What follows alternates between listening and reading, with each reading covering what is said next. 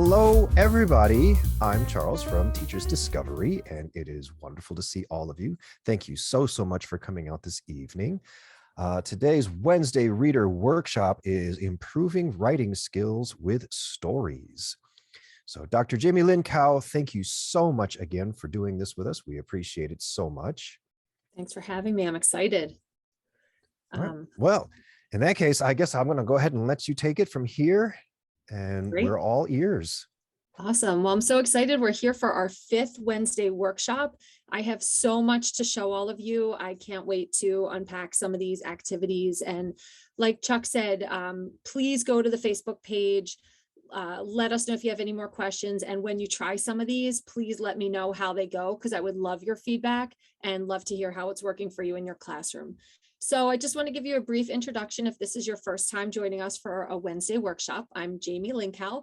This is my 20th year in the classroom. I have a PhD in Spanish language and literature, a master's in literature and language as well, and also a master's of education. And I just love Spanish. It's something that I've always, been very fond of, from the music and the culture. I would call myself a language enthusiast since 7th grade when I first started learning language. And I just love being able to connect with my students in the classroom and really impart that enthusiasm for culture and language and music with all of my students. And I love literature as well. So I teach an AP Spanish Lit course, and I see the importance of reading in the classroom. And I really love how Flangu allows all different levels for reading in the classroom. So I've really utilized so many of these readers in all of my classrooms. I teach from level 1 all the way up to AP. So I'm going to show you a bunch of different things tonight that you can incorporate at the most beginner level and even at the most advanced.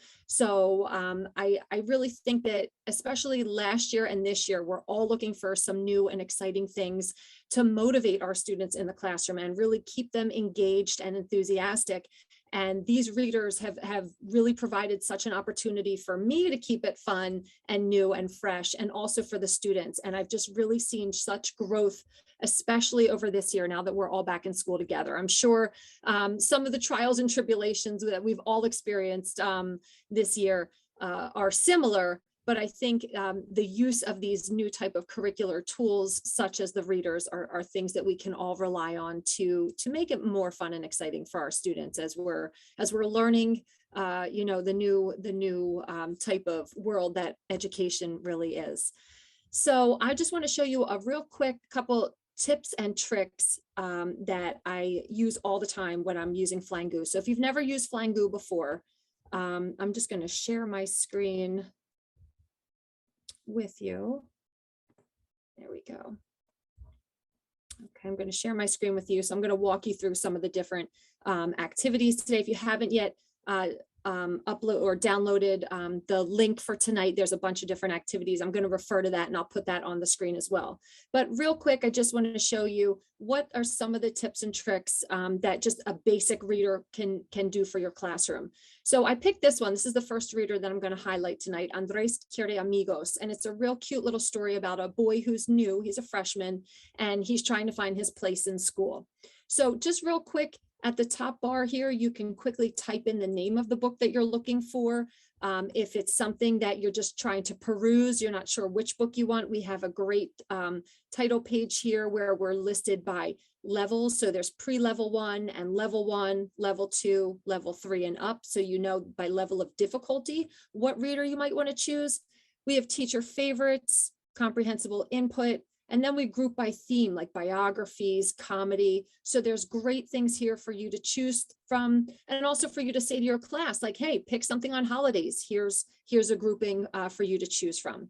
But if you already know which one you want to pick, you could just go up to the top bar, type the name in, and it pops it up. It's really quick for you to get to at the start of class. When you're coming in, you're shuffling your papers, you want everybody to start off at the same spot. You can type it in, and within seconds you're there and ready to go.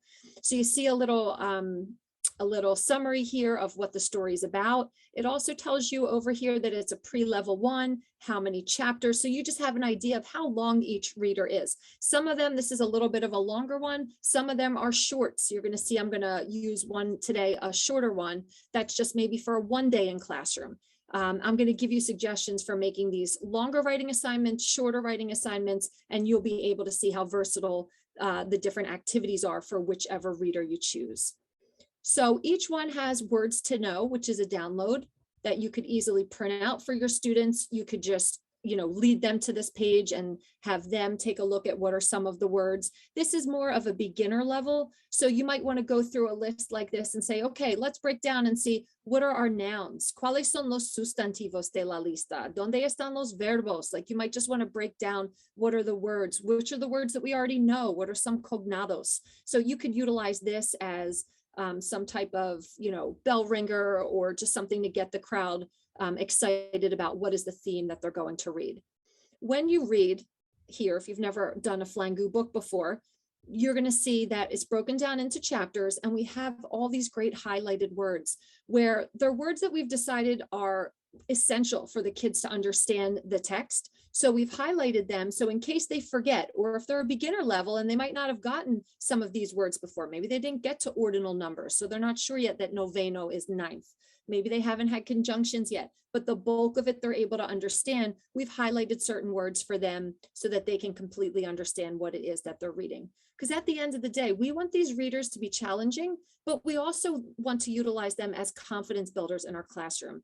Sometimes it's great to give kids a reader that might be, I don't want to say too easy, but easy enough that they can soar through it. And it really builds their confidence for them to feel ready to move on to the next level. So at the end of each reader, besides the really cute pictures, and some are photos, you'll see tonight, I've picked one also that are real life photos and videos. Some are just cute little pictures here. There's always going to be some multiple choice questions where the students can open, and in real time, they are given a series of multiple choice questions that they can answer, submit it, and see whether they were correct or incorrect, all in real time. You as the teacher will have access to their scores at the end. And it will tell them basically, you need to reread the chapter or you passed and you should go ahead to the next one. So you can always go here at the top to scroll down to what are the different chapters. And usually at the end of a chapter or at the end of a story, there's going to be different activities that you can unlock and work on with your students, these different extension activities that you could assign for homework, you could assign as a partner activity. There's great things to extend the reading on an individual or even on a group basis. So those are just some great things. And then finally, I just wanted to mention, we can have the narrator read aloud the story to your students. So today I actually was working on a book that I'll show you later on tonight. And I had the narrator read aloud to my students. So it was a listening activity. And over here, you can click on this button and toggle up or down for how slow you want the native speaker to be reading, which is really awesome because the students are reading along. Sometimes you could post this on your smart board. If you have one, you could be reading aloud on your device while the students are reading on theirs if possible. And they also could be listening at the same time. It's just another great way for input in the target language and to hear a native speaker speak in Spanish. So those are just a couple of tips and tricks that I really love about Flangu, and it has made my class smoother for me to show the students like, hey, here's where you could highlight a word if you're not sure. It keeps them all on the same page so that they don't have a ton of browser tabs open and we're all, on the same page together.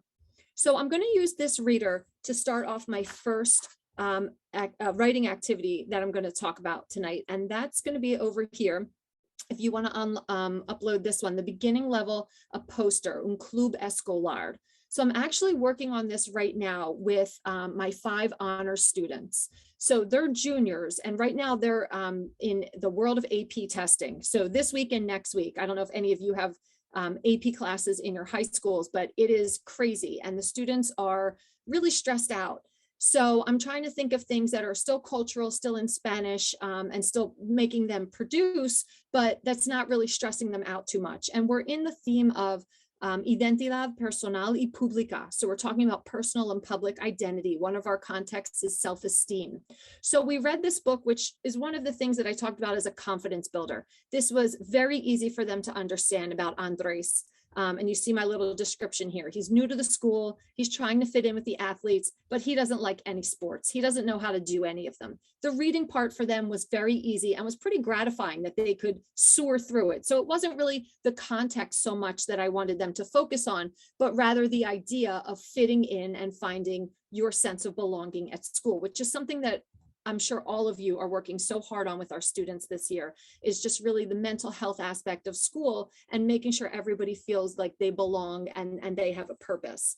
So this little boy, Andres, finds his group in the music classroom. So I said, let's build off of this. What kind of club would you like to have in our school or in a school in general? So the objective here is while the students are in the classroom, because like I said, it's AP week. Some here one day, some are not here the next day, they're in an AP exam. So it's a little bit haphazard. But while you're here, after we've read this story, let's think of what are some clubs that we could add to our school to build self-esteem, to build connections and those interpersonal relationships that we so miss during the pandemic. So I have here a list of requisitos for them to follow, that they're creating a virtual poster announcing this formation of a club. Sorry, I just went down a little too far there. They have to include the purpose, include some data about when is it meet, what is some money to be a member if needed, and what are some fun activities, and then obviously a photo. So this was a great activity because it really connected nicely with our theme, like I mentioned, of identity, and also with self-esteem. And the kids are having a great time doing it. And I'm just going to show you here is an example.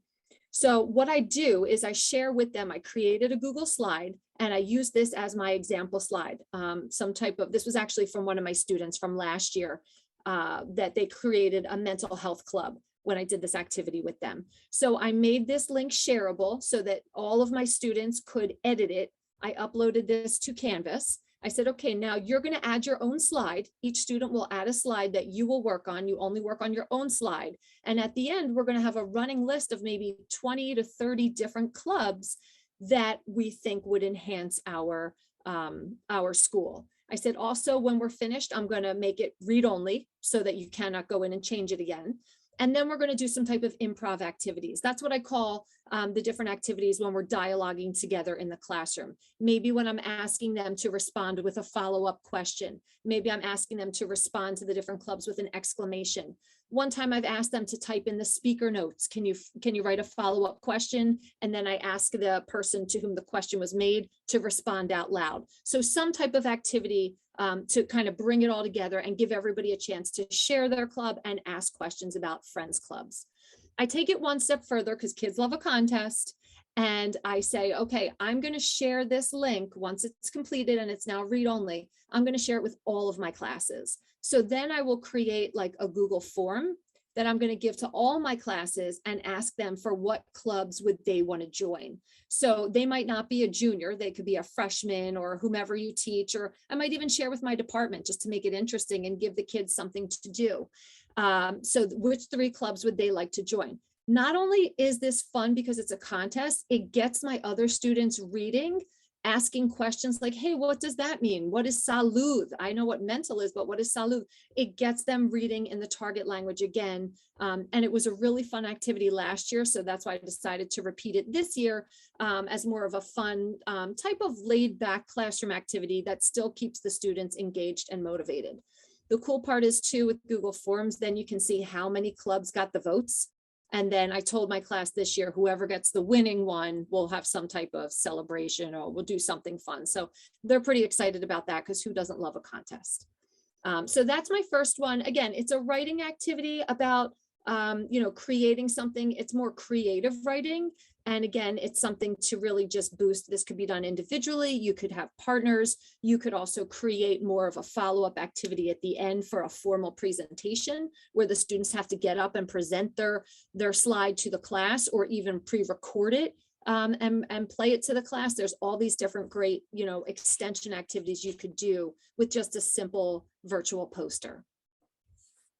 Okay, so I'm going to move on then to something a little bit more academic here, which would be an email writing. So we focus a lot in our intermediate levels on writing emails. And I picked the book called La Quinceañera de Nayeli. So I'm going to open that for you so you can just see what that looks like. Again, I just go to the Flangu button or the top left here, flangu.com. And since I know what the reader's called, I can just type in her name, Nayeli, and it'll come up with the 2 books. She's actually the protagonista of 2 books here. And I'm going to talk about La Quinceañera. If your students love that, they'll love her again in El Primer Trabajo. So this is a good one to get them hooked to a little series here. So this is one of our longer books as well. So this is 8 chapters. So this is something that would take you possibly through a week. It could, like I said, be done in the classroom. You could assign this for homework. You could read it all together. That's kind of your choice. But this is a longer, short story. It's not a full novel, but it does, this isn't one day in the classroom. This would definitely take you through at least a week of reading and discussing and doing all the follow-up activities in the classroom. So this is a great cultural book about Nayeli's quinceañera, her party where she's going to really transition from not a baby, but a little girl into more of a woman, someone who's seen as an adult in Mexican culture. And it's a really interesting story about what she's excited for, what she's nervous for, what her family can afford. So it's a really great cultural read for the students. Like I said, this is more of an intermediate. So this is a level 2. So you're going to see more advanced vocab and grammar here. There's going to be preterite and imperfect. There's going to be imperativo, condicional. So it's not just present tense. So this is definitely for more of like a level 3 student or a level 4. Definitely understandable for your more advanced students as well. This would build confidence for them, just like I mentioned before for Andres.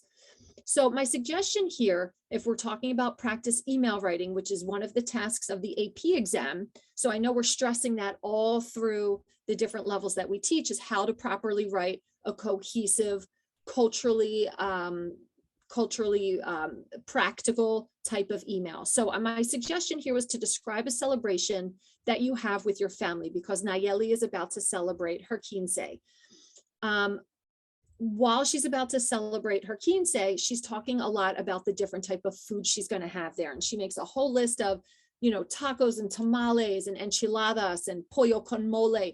It lends itself to the idea of, well, when you're having a celebration, what are some of the foods that we like to enjoy? What are some celebratory, different cultural foods that we all experience? So your student might have never heard of a quinceañera before, but they certainly know a food that they could connect to for their own culture. So I chose to focus on this email about food because I thought that would be a pretty nice, way to unite the reader, the student, to this new tradition that they're learning about. So my question here is, ¿por qué te gusta tanto? Why do you like it so much, and what does it represent for you? What is the celebration and the food that you eat? What does it represent? Also, can you write about a food from a Spanish-speaking country? Now, she lists a ton, so it would be great to preface this email with, let's talk about what is a taco? What kind of tacos do we have? What is in a taco? What are the basic ingredients? What is mole? My students, for the first time, when they heard chocolate sauce, they couldn't understand what that is.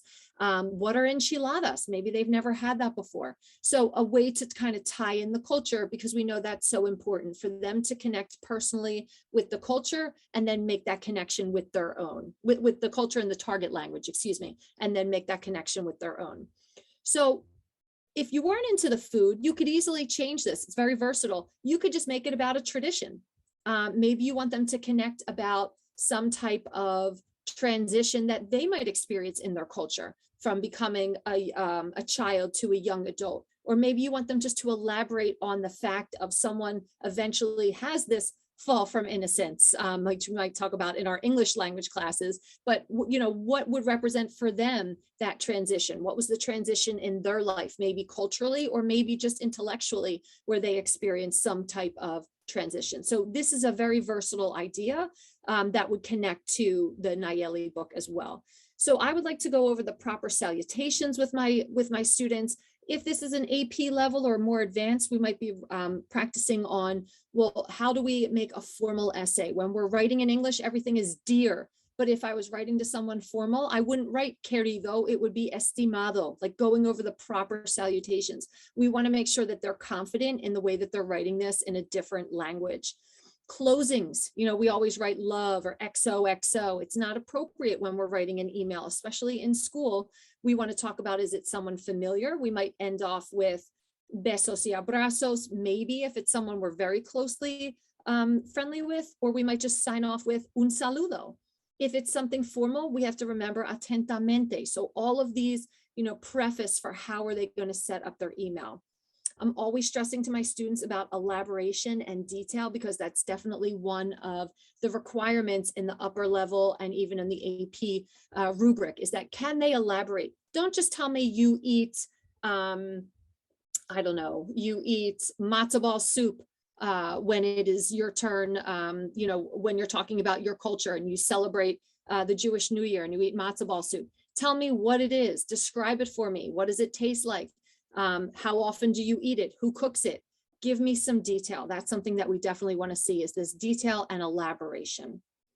So if this is a more advanced or an AP level, some things that I would do to kind of highlight the academic aspect of the writing would be to include some expressions. And if you've ever seen any of my other Wednesday workshops, I'm always pushing some similar expressions.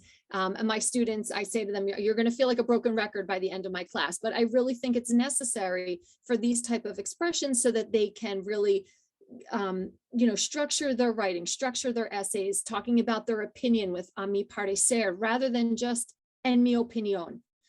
If you've ever seen any of the videos that the AP College Board puts out there, they're always saying, vary your vocab. So even in my beginner class, in my Spanish level 2, we work on some authentic expressions to really try and vary up our language and switch up just the basics. A fin de cuentas, instead of just saying al final. En cambio, because every kid wants to say en la otra mano. And I tell them, let's use something that sounds a little bit more authentic. Again, you could change up the grammar here. I would encourage my students to use subjunctive, maybe an impersonal expression. Es importante que respetemos culturas diferentes, something as basic as that. Could they use a conditional tense like a me gustaría? So for your more advanced or even your high flyers in your intermediate classes, these are some things that will really strengthen their writing and help them organize it. Also, finally, to ask a follow-up question. I mentioned in the Andres example with the virtual posters that I like my students to ask follow-up questions. It's important as well in writing that students know how to write a follow-up question within their email. So maybe they want to ask the reader about, a cultural experience that they've had, or ask if they've ever tried mole, or what they think of it. So some type of formal writing question of a follow-up question to what they're trying to expose in their email. Okay, so that would be my second example here, and I'm going to move ahead again with more of an academic style of writing would be the persuasive essay. So I'm going to go ahead and show you that story would correspond to El Encierro. Okay, El Encierro. Just going to type that in real quick. And this is one of our stories that's on 3 different levels. So you see a level 1, 2, and 3. That means that it's the same context, it's the same story, but it's written in 3 levels for a more basic, an intermediate, and a more advanced student. I really like these because it allows you to differentiate in the classroom. So let's say you have an intermediate group, an intermediate class, maybe Spanish level 3, and maybe it's college prep. You have some high flyers that maybe are heritage speakers, or maybe they're just soaking up Spanish like you and I were in the classroom, and they really need a challenge. You might want to give them a level 3 that has some more advanced grammar and vocabulary, and give the rest of the class a level 2 that's more on their level. So you can differentiate to whom you assign each reader, or you could just simply say to them, hey, I want you to log on to level 3 because it's going to give you some, some enrichment in the vocabulary that you'll see. Conversely, you might have an honors class and some students really, are struggling and they need a little boost of confidence. You might assign them a level 2 or even a level 1. The good thing is that everybody's reading the same story. The context is all the same. The photos, the videos, it's all the same. It's just the level of grammar and the vocabulary that's being used. It's not as much cognates in a level 2 or level 3 reader on the Flying Goose site. So I'm just going to open a level 2 so you can see what it looks like here. And this is a really fun short. So I mentioned some of our readers are shorts, and you see here this says just one chapter. So this is talking about the running of the bulls in Pamplona. So when they're on their way in the summertime to bullfighting season is on in Pamplona, the bulls run through the streets. I recently did this activity with my students before spring break, and they loved it. It was so much fun for them to really learn. They really hadn't ever heard about running of the bulls. They knew what a bullfight was, but they hadn't heard that in Pamplona, bulls run through the streets and the people run with them and after them and sometimes in front of them. So this was a really fun activity that the kids enjoyed. So what I want to show you here is if we were to write a persuasive essay, we're looking at some different sources here. I have a text that we're about to look at. I have a couple videos for audio input, and then encouraging the students to put the sources together to think about their own opinion on the topic. So this is a pretty controversial topic because some people believe that bullfighting should no longer exist because it's cruel and it's dangerous. But then there's another faction of people that agree that this is part of Spain's tradition and they want to see it continue. So that's something that I stress in the beginning of my class, is that we're being objective. We're not judging. We're looking at a tradition that exists. At the end, you'll be allowed to write your opinion if you are a Taurino or anti-Taurino. Are you in favor or are you against bullfighting? But for now, we're just going to observe and look at what the tradition offers and what is it that Spaniards do to celebrate this tradition as it repeats each year.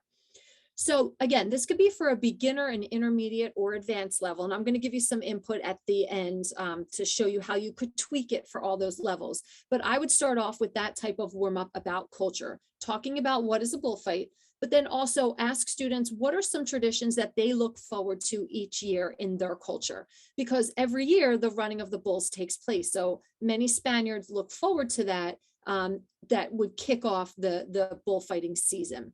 So I'm going to show you what this looks like here. It's really well done, this short, and I just want you to see what a short looks like.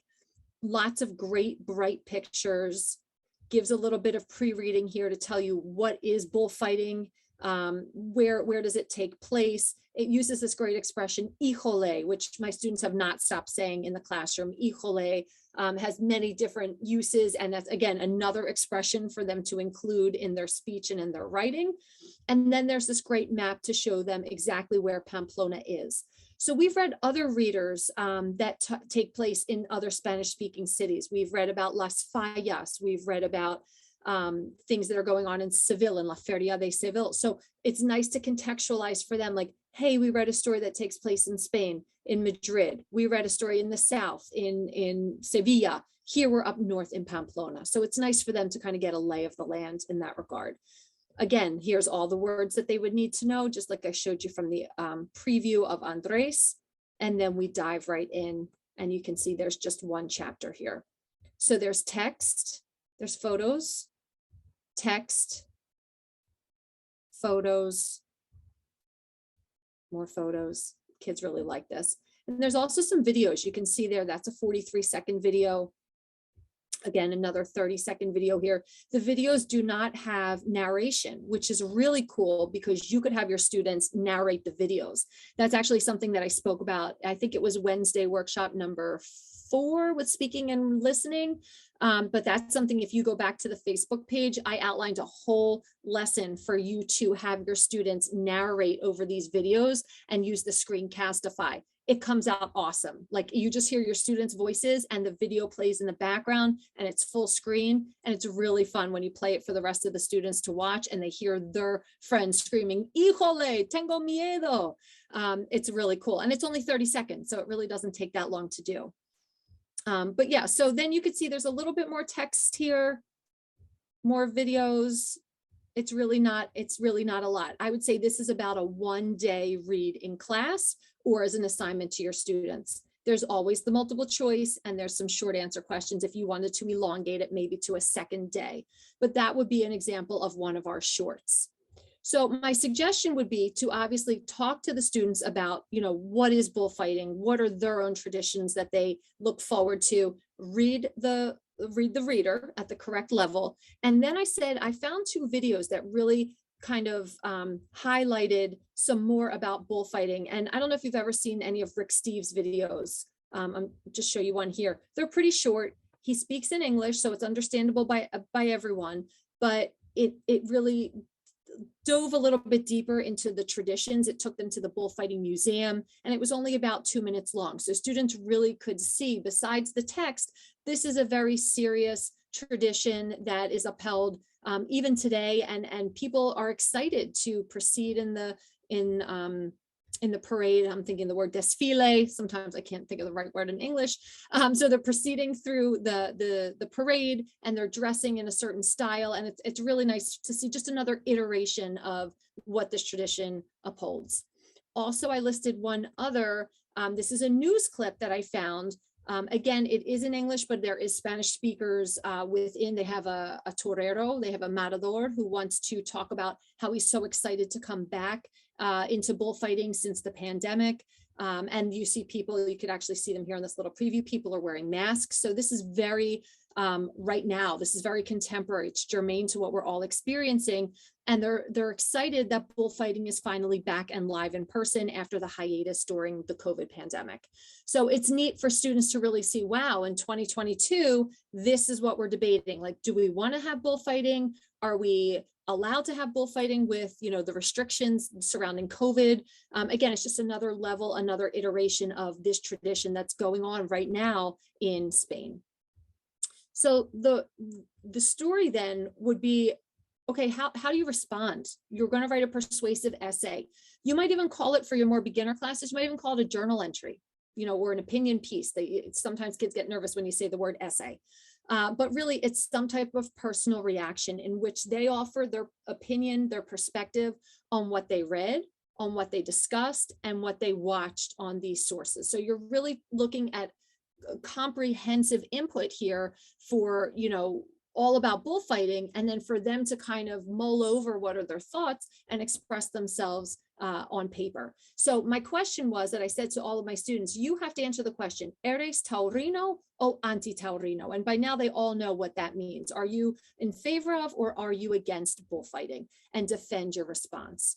So you could ask that question to all of your levels. It could always be the same question. And here's my suggestions for how to structure the format or the grammatics of the essay. So if it's beginners, work on ser and estar. That's something very basic that we're teaching in all of our beginner levels, describing the bulls, describing the clothing, using the verb ser to describe the characteristics. Talk about who is watching, who is participating, using the verb estar. Where does it take place? How do the people feel? How you feel and where you are, always use the verb estar. So that would be something for them to express, how they feel about watching bullfighting as well.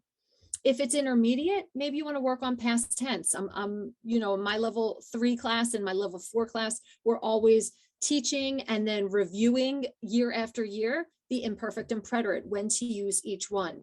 So they could talk about what bullfighting used to be like in the past tense, maybe make it even creative and pretend that the person just came back from Spain, and what were they seeing, practicing in the action in progress, talking about or describing the matador, the crowd, and the bull. So narrating what it was or what they saw or what they thought in the past. That's another way to, add just another level of grammar there. If it's an advanced class, maybe you want to have them include some more complex grammar like the subjunctive. And I gave you some examples there, like impersonal expressions. Again, there's my different expressions to help organize your thoughts. Como punto de partida, I always say to my students, when you're ready to get started and you're ready to, develop your thoughts, that's a great expression to get you started. Además, that's another one there that I try to have them use rather than just también. You want to further what you're saying. Try and vary up your vocab and get in that además. And then there again, there's my a fin de cuentas. So you see some of my repetition there, but it works. And the students' writing definitely sounds more authentic and scholarly in those academic levels in the advanced classes. Okay, moving on. I have 2 more to show you. The next is a more creative one. And this is going to link to Rescate and La Montaña. So this is creative, but it's also a real world project that I love doing with really any type of class. I listed up here intermediate and advanced, but you certainly could bring this type of project to a beginner level as well. So I'm going to move on over to Rescate. Okay, so this is a story. Let's see, is it over here? There we go. Rescate en la Montaña. Okay, so this again is the longer story. It's 8 chapters. It is a level 2. So your beginners would struggle with this. They would need a little bit more scaffolding and support, which you certainly can do. Or if you have a high flyer in one of your beginner classes that would like a challenge, this would be a good one for them. This also links with anything having to do with travel, because this boy, Cristobal, wants to go backpacking. He's Colombian. He wants to go backpacking through Latin America, but he gets lost in the jungle in Honduras. So it does have some preterite imperfect. Like I said, it would be a stretch for beginner level, unless it's a high flying student or they really wanted some kind of challenge. But certainly for a level 2 or 3 intermediate is perfect. And again, you could make this work for an advanced student as well.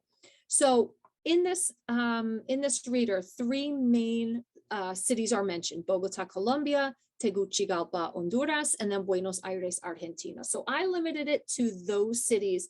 You certainly could open it to more Latin American cities or even to Spain. But the idea is to really create a trip to one of those cities. It says Cristobal wants to travel through South America, but ultimately gets lost and stranded in Honduras.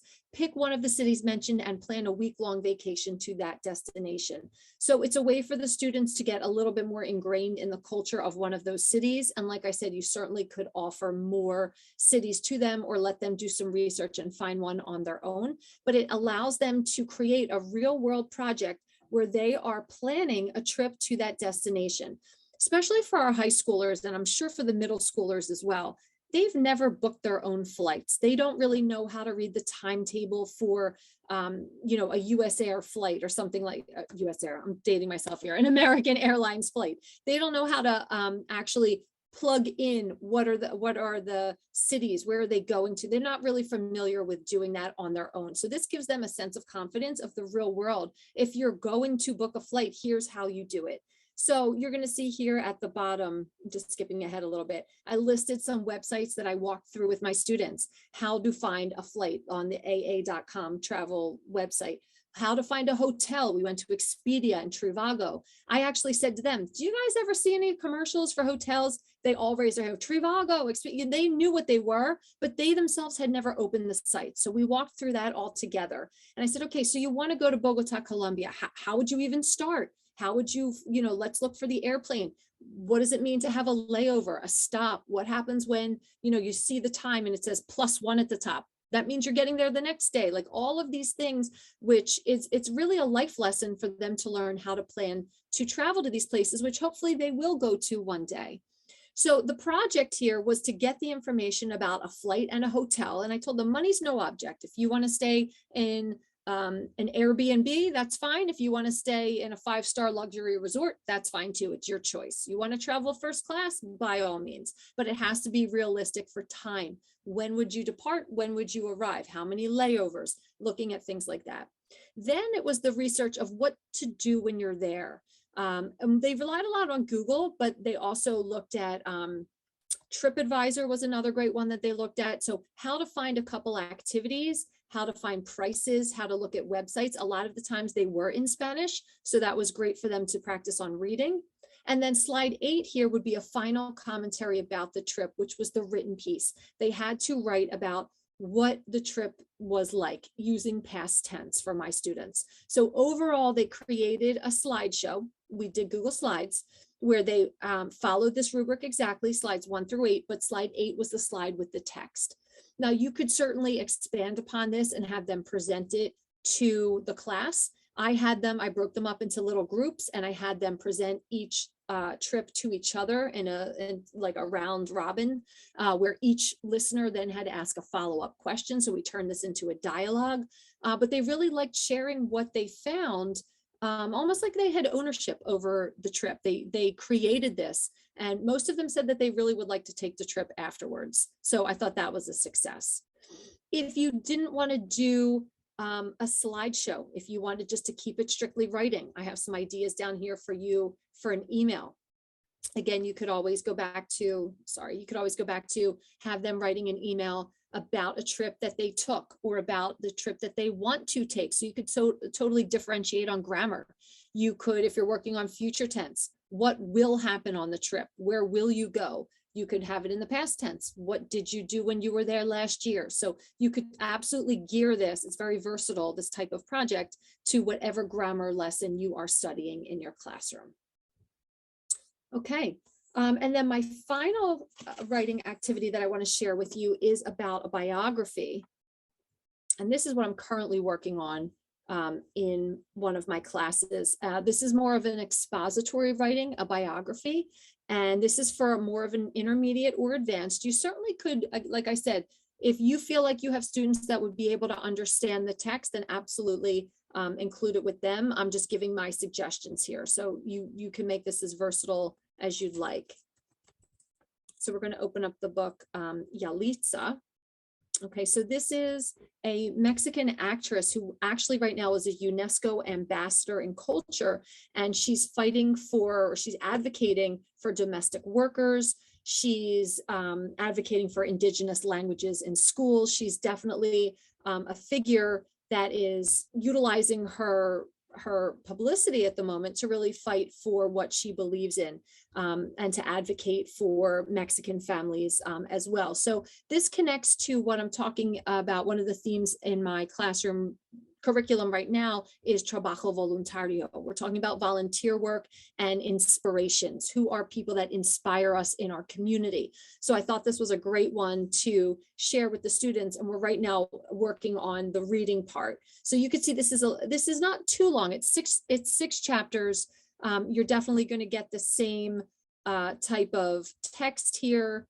The pictures, now since this is a biography of a live person, you're going to see more pictures here, but you can see the text isn't very long.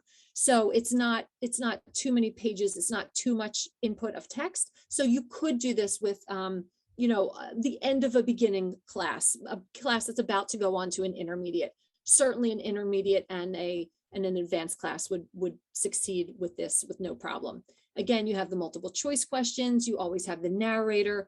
And it's a great story about how she, was able to become the voice for, for the social reform that she's looking to make. So here my objective was, if you're going to investigate the life and work of a famous Spanish speaker for their volunteer work. So we're discussing volunteer work. We're studying all the vocabulary that goes along with it. That's given to us by the curriculum. I'm now presenting to you all, my students, this one biography about Yalitza and what she has done to try and be a speaker, and inspire others. So now it's your turn. You need to include information about the career and life of someone that you find that would be a famous Spanish speaker that does volunteer work. Talk about their youth, their schools, their family, give some type of biography. Where were they born? Can you talk about the city and what interests you in their life? So basically, I've showed you about Yalitza. Now you're going to bring to the table someone else that you found.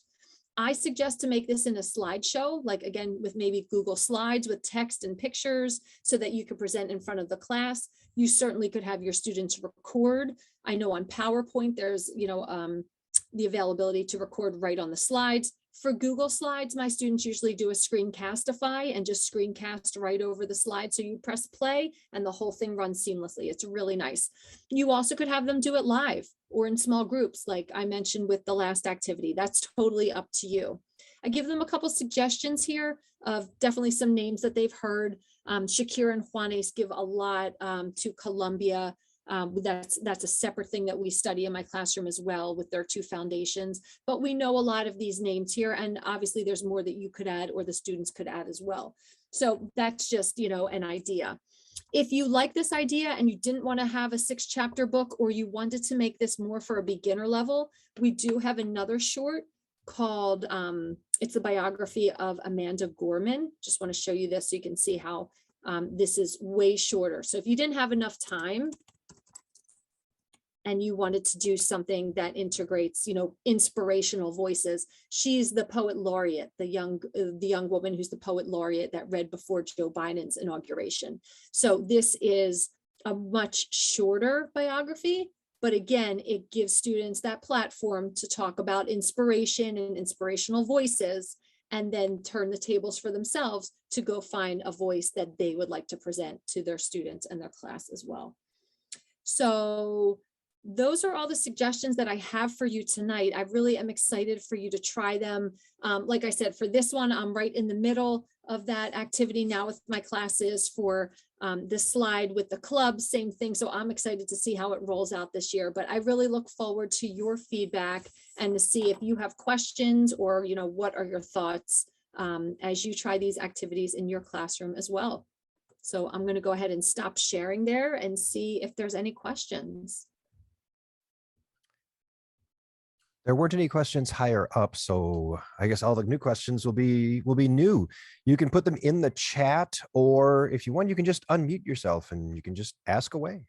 You just answered my questions, because my question was about what to do with the biographies, and you just showed what to do with the biographies. So terrific. Terrific. Yes.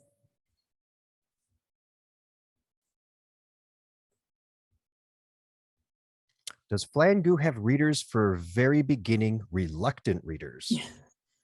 So the first one that I showed you, the Andres reader, really is. So if you go to some of those pre-level 1 readers, I think the students are reluctant because they think they can't understand. But a lot of those pre-level 1s have a lot of cognates and they really can understand, and they won't be reluctant too much longer. There's also great choices. There's some on sports, there's some on gaming, there's some on cooking. So there really is something for everyone that's a very beginner reader. And they'll find out they're not reluctant too much longer once they really do understand. And then once you get into level 1, we also have comic books from DC Comics. And those are pretty great too, because it's all dialogue and it is very, very visual. There are a lot of really great pictures, and they're all starring characters that your students probably already know because they're from all those Saturday morning cartoons. I guess they don't even do Saturday morning cartoons now anymore, do they? They're just like all the time. Right, you can get them whenever you want. I have a question. I don't know if you already talked about this because I came a little bit late, but what kind of questions do you have? Are they multiple choice or are just fill in the blanks? What kind of questions do you have for the reading? At the end of every chapter is multiple choice questions that you could have the students do as like an exit ticket. That's in real time. They could do it on the screen, or if you're projecting on your smartboard, they could do it all together. There's also comprehension questions at the end of the chapters. So that's something that you could either print out ahead of time and give to the students. They could download it as a PDF. So for our longer readers, there are chapter questions at the end of each of those. For the shorter readers, they're usually at the end of the entire reader. Okay. Is there any possibility to add our own questions, or is you cannot? Well, you can open it. I think you can open them as a doc. Yeah. All of those open-ended questions right now are available as Microsoft Word documents. So you can actually just download those docs, edit, and change them up however you want. Absolutely. Okay. But I hadn't thought until now about the multiple choice questions and adding your own questions. That's a really neat idea. I don't know why I didn't think of it until just now. I will ask, because that would be pretty neat if you could add your own questions into the multiple choice questions. Yeah, or different kinds of questions, like filling in the blank, or complete this sentence, the beginning of the sentence with the end of the sentence, or which ones are true statements, depending on the story. So it's just like, well, we do have some teacher ancillary books that you could purchase that do have supplemental materials with quizzes, with chapter tests and extension activities. So if there is a reader that you really like, it might be worthwhile to invest in the teacher supplement. I forget what the exact wording is, but it does have extra questions like what you're talking about and extra projects for each chapter. It's pretty thorough. Yep, the teacher's guide. That's what teacher's guide. Thanks, Chuck. Okay. Yes, so I'm sorry that I just have so many questions. I came a little bit too late. So Now, do you have kind of specific authors that you use all the time, or how this Flangu works? Can you explain that a little bit? What was the What question is it? now? What is, Oh, can you tell me what is that's this a website about? Are they just books written yes. by different authors? Are they Yes. authors have different, you know? It is a very large collection of books. It's like a digital FVR. It's like Netflix, but it's all made up of readers. And it's just a really easy and convenient way for you to share stories with your students. It's got a couple of neat bells and whistles, like the chapter questions at the end and things like that, but it was really designed to be super simple. So it can't do as much as something like, say, Voces. Like Voces Digital has a lot of things it can do. That actually can do like the fill in the blank questions and the recordings and all that kind of stuff. But there's a learning curve that goes along with that. With Flangu, there's not really any learning curve. As soon as you open it up, you'll know right what to do. And everything is very simple. All right, thank you very much. You're welcome. Somebody posted in the chat if there's any video stories. So there are videos in some of our stories, like when I showed you the one with the bullfighting. There's also another one that comes to mind is about Las Fallas, and there's definitely video clips from different news broadcasts that are included, but I don't know of any just a video. It's all text. All of our stories are mostly based in text. Yeah, that's right.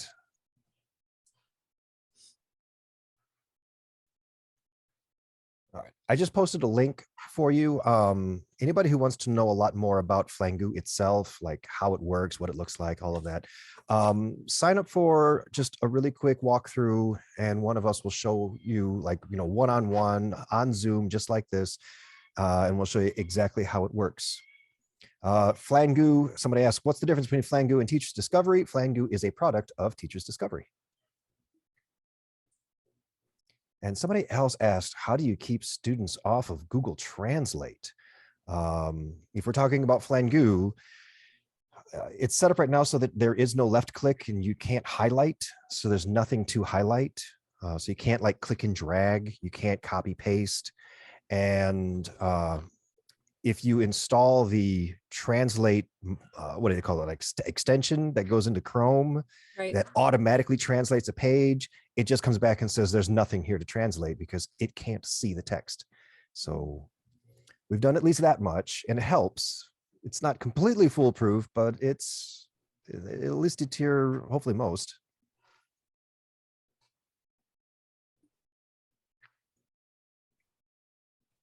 How do you stop it within Google Docs? I'm not You mean like sure. the questions? Like the open-ended questions? Oh, I think she said the translating. Well, Flangu doesn't open in Google Docs. Flangu just opens within its own system, so it Maybe won't she translate mean- like that. But if maybe you're she talking means about like the questions? questions, because the questions you can download, if you're downloading like the Word documents, then yeah, that would go into Google Docs and that could be translated. But if you really want to stop that from happening, you just turn your doc into a PDF. Right, that's true. Or you just hand out a paper and have them, write with pencil and paper.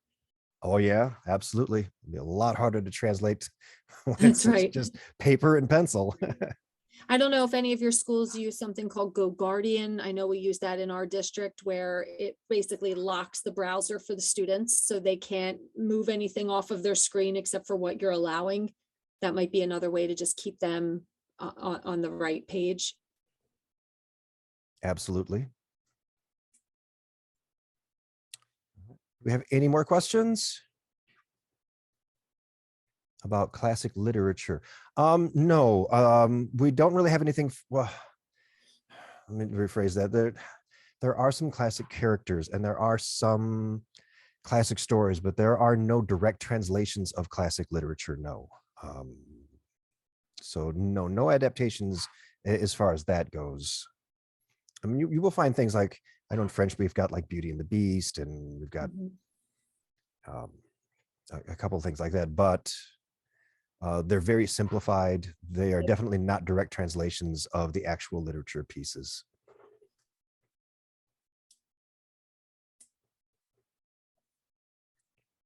Let's see.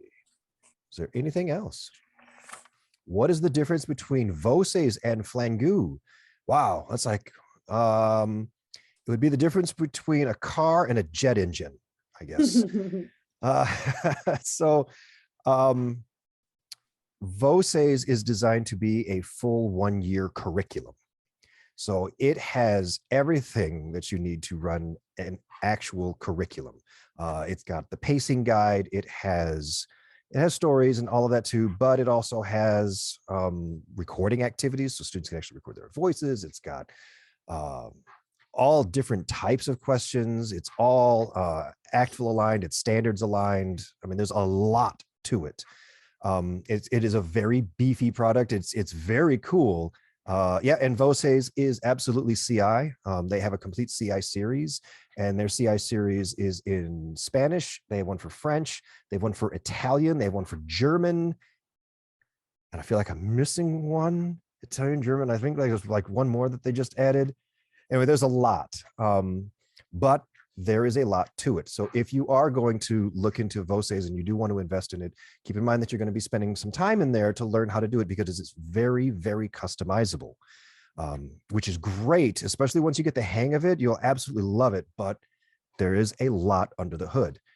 Flangu, on the other side, Flangu is just a library of books. It is designed for just sharing stories and books, and that's all there is to it. So it is very, very simple. It really is like having your own in-class library, but it's all digital, and it's just, every book, as many books as we could possibly fit in there, and we're always adding more books to it. So a lot like Netflix, how they're always adding new movies, we're always adding more books, and it doesn't change anything. We're just throwing more books in there. So that is the biggest difference. I hope that makes the most sense. Somebody asked if the native speakers represent from different countries. Yes, I know my parrot is going absolutely crazy. I have a cockatoo who needs to go to bed, and he is not happy about going to bed.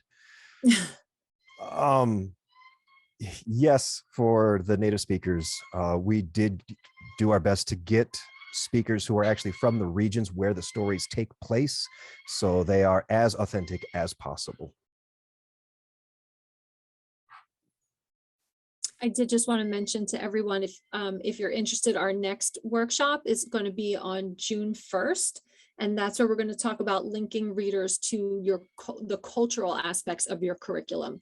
So we're going to focus a little bit more on culture than just simply the grammar things that we've been talking about today and in past readers. So I hope in past workshops. So I hope you'll join us on the 1st for another series of ideas and interesting facts and tidbits for you to use with Flangu.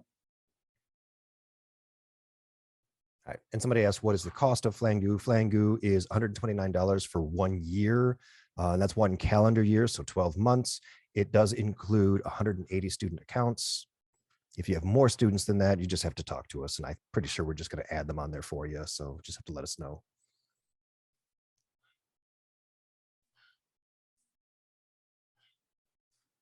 You're welcome. Welcome.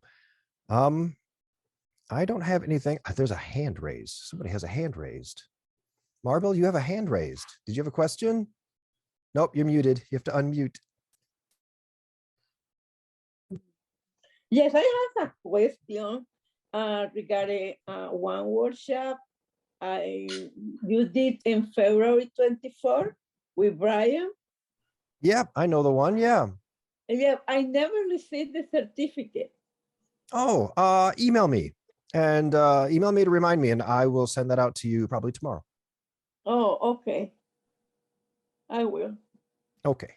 Thank you. Yeah, I will absolutely do that. You're very welcome. All right, I guess we'll go ahead and start wrapping things up.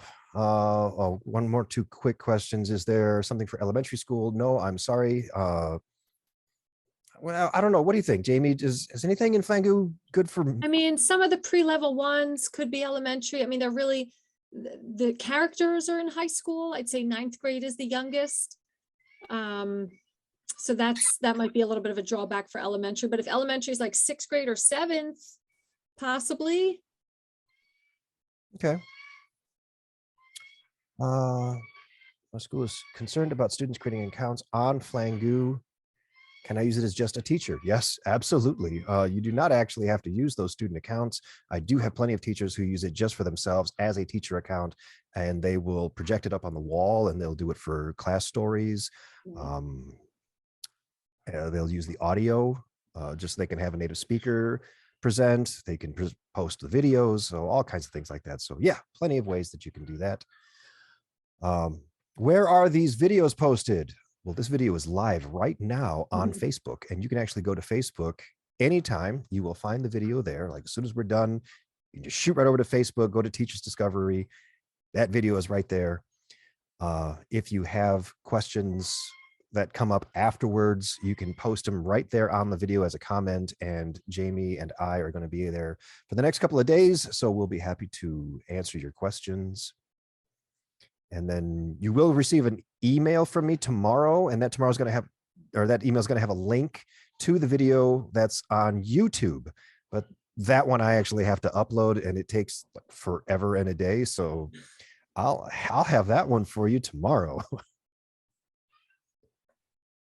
And I think that's it. We're at 8 o'clock. So yeah, any extra questions or any other questions you have, please go to our Facebook page, post them there. We'd be happy to answer them for you. If you have any questions specifically about Flangu, like you want to learn more about it, I recommend signing up for that quick 15-minute tour. It's super quick and we'll answer all your questions. If you have any questions about Jamie's workshop today, make sure you head on over to Facebook, post it there. That's it. That's all I've got. Jamie, how about you? This was great. No, thanks everyone. Thank you for your questions. I'm really looking forward to your feedback, and I'll see you next month. Okay, bye. Yeah. All right. Everybody take care. Flangu.com